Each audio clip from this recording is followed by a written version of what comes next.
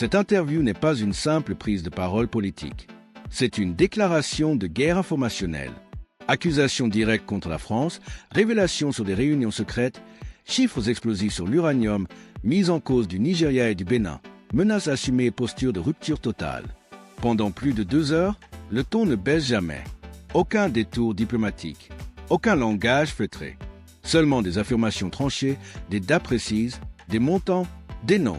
Dans cette sélection concentrée, vous allez entendre les passages les plus tendus, les plus controversés et les plus susceptibles de bouleverser le débat en Afrique francophone.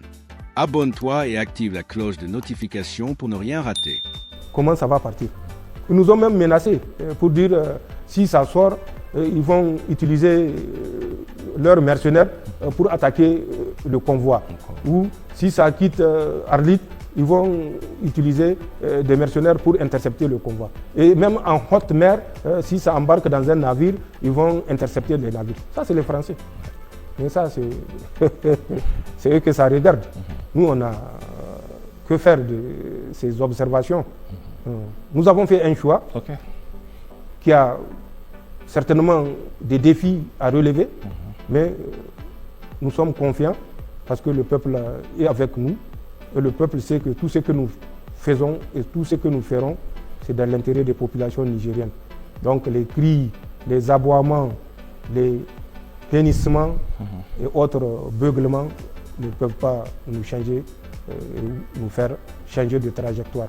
Donc c'est pendant cette période, 1959, le 24 avril 1961, déjà, ils ont signé un décret là-bas chez eux pour dire que la République du Niger et des autres républiques que je n'aimerais pas citer pour des raisons personnelles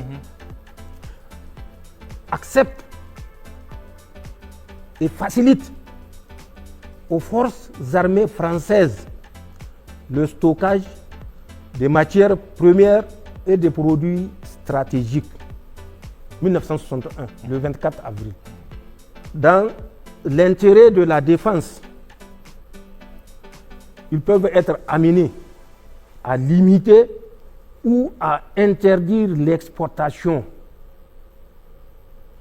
L'intérêt de la défense, pas de ces pays-là, pas du Niger. Oui. Dans l'intérêt de la défense française, le Niger va être amené à limiter l'exportation de ses ressources et de ses produits stratégiques. Ou interdire carrément. En 1967, il faut voir les échanges entre Diori Hamani et Jacques Foccart ou quelque chose comme ça. Le 13 novembre 1967, Diori Hamani le suppliait de ne pas accepter que les responsables du commissariat à l'énergie atomique mettent en œuvre les conditions de pillage. Bon, il n'a pas dit pillage parce qu'il ne pouvait pas le dire, c'est moi qui dis le pillage. Les conditions de pillage de notre uranium. 2 jours plus tard, Jacques Foccart a répondu au président de la République, Diori Hamani, le 15 novembre 1967. Monsieur le Président, bon, même ça, est-ce que ce n'est pas entre griffes? Monsieur le Président, estimez-vous heureux que le commissariat à l'énergie atomique exploite votre uranium? Soyez reconnaissants envers les responsables du commissariat à l'énergie atomique. Soyez reconnaissants envers les autorités françaises et remerciez le ciel pour cette grâce qui vous a donnée. Vous dites qu'il dit qu'on a vendu en septembre 2023 300 tonnes. C'est pour vous dire. Ensuite, ils sont revenus dernièrement. Ils sont partis dire aux Américains que nous avions vendu les 1000 et quelques tonnes aux Chinois. Chaque fois qu'ils savent qu'il y a un pays qui est en tension commerciale avec les États-Unis, c'est à ce pays-là qu'on vend. Ils ont dit l'Iran. Molifi était venu, on lui a dit ce qu'on pense, parce qu'on n'a pas, comme disent les gens, la langue dans la poche. Il n'y a que Allah qu'on craint. Elle est partie. On a vu ce que ça a provoqué. Encore, ils sont partis pour dire aux Américains que les 1000 et quelques tonnes, c'est aux Chinois. Or, vous savez, le bras de fer entre dans le domaine commercial. Oui, oui, mais ce qui n'a pas empêché les négociations de continuer entre la Chine et les États-Unis. Ce qui n'est pas le cas avec la France, parce que la France est convaincue que nous sommes des moins que rien et que notre uranium leur revient à 0 franc. C'est ça la différence. Donc, ils ont menti encore pour dire qu'on a vendu 1000 et quelques tonnes aux Chinois. Bon, nous savons ce que nous faisons. Et nous n'avons pas besoin de nous justifier, surtout par rapport à quelque chose qui nous revient de droit. Le 2 au 3 janvier 2026, c'est une équipe des agents français qui étaient dans le Zamfara. Ils ont organisé une rencontre dans une forêt qu'on appelle Rugurugu. C'est, il paraît, le local government ou quelque chose comme ça de Amoussa. C'est dans le Zamfara. Ils n'ont qu'à vérifier, c'est leur pays, c'est eux qui connaissent. Le 2 au 3 janvier 2026, cette équipe française a organisé une réunion avec tous les bandits armés et mercenaires qui écument le Sokoto, le Zamfara et le Kébi. On participait à cette réunion, en plus des 5 Français, il y a Maliki de Chirgué. Maliki de Chirgué, c'est un Nigérien, je le connais très bien, d'aventure, pas physiquement, parce que je suis son dossier. Maliki de Chirgué, il est de Gabi. C'est le même qui a fait enlever en 2024 le Majidari de Gabi. Il l'a fait mutiler. Nous suivions ça en direct. Nous avions dit à sa famille, à travers les responsables de FDS, de ne pas payer la rançon. Parce que Maliki avait donné instruction.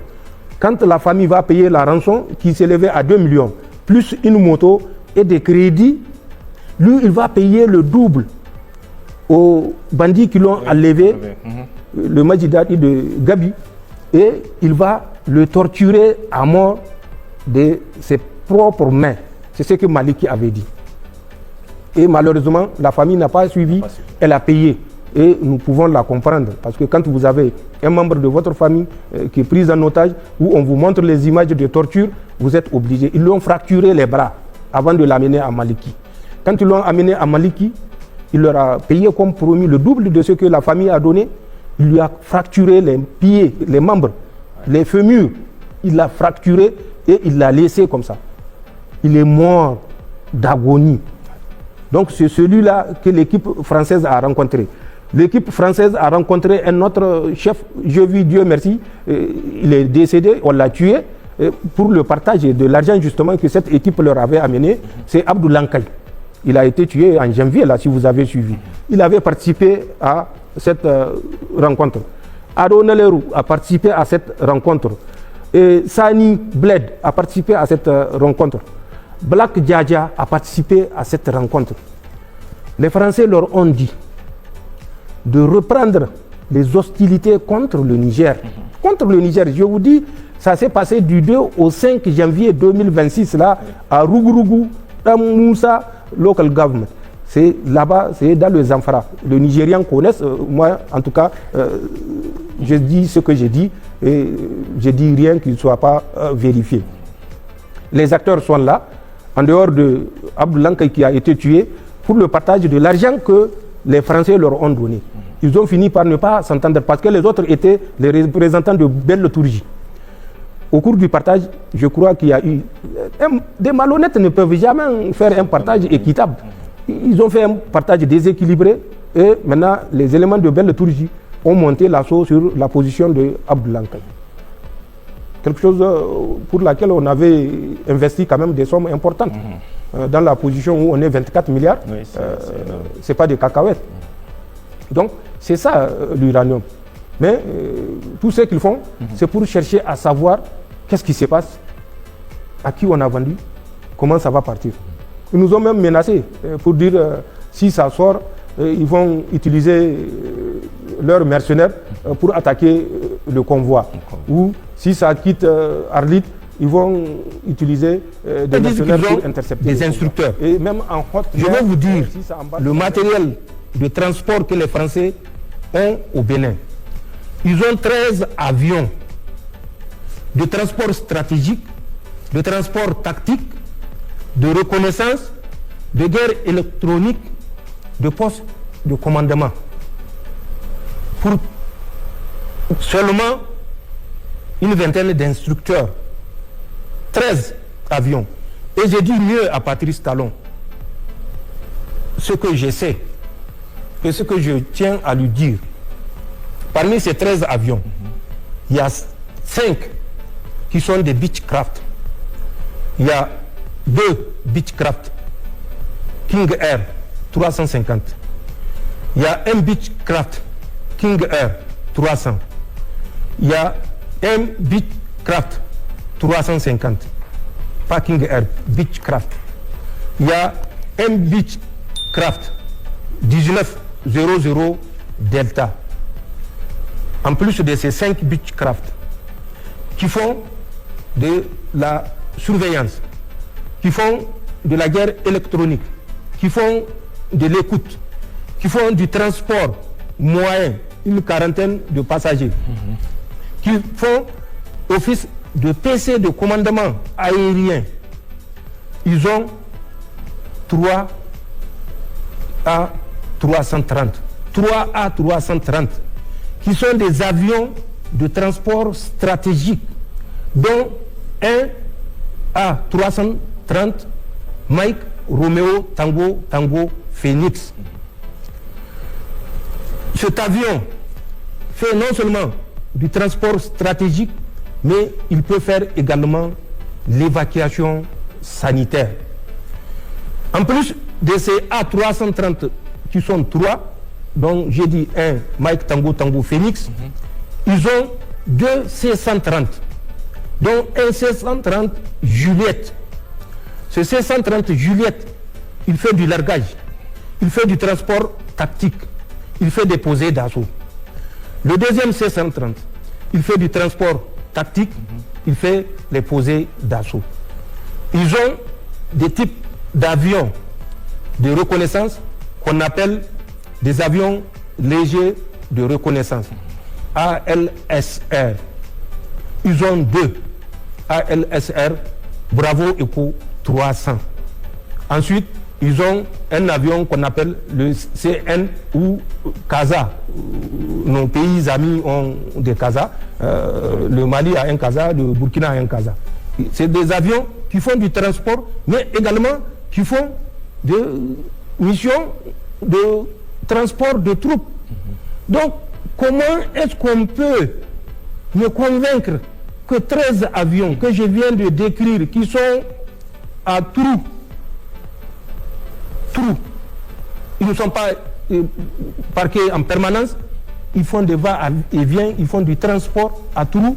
Un aéroport qui est aux coordonnées 10 degrés, 18 minutes, 0,7 secondes, nord, et 1 degré, 56 minutes, 36 secondes, est. C'est l'aéroport du Trou. Ces avions ont une autorisation permanente de vol, survol et atterrissage. Et il a répété 3 fois, plusieurs fois, pour qu'on leur permette de présenter les preuves. Dites-moi qui s'est toujours opposé. N'est-ce pas la France qui a mis son droit de veto? C'est la France qui a mis son droit de veto.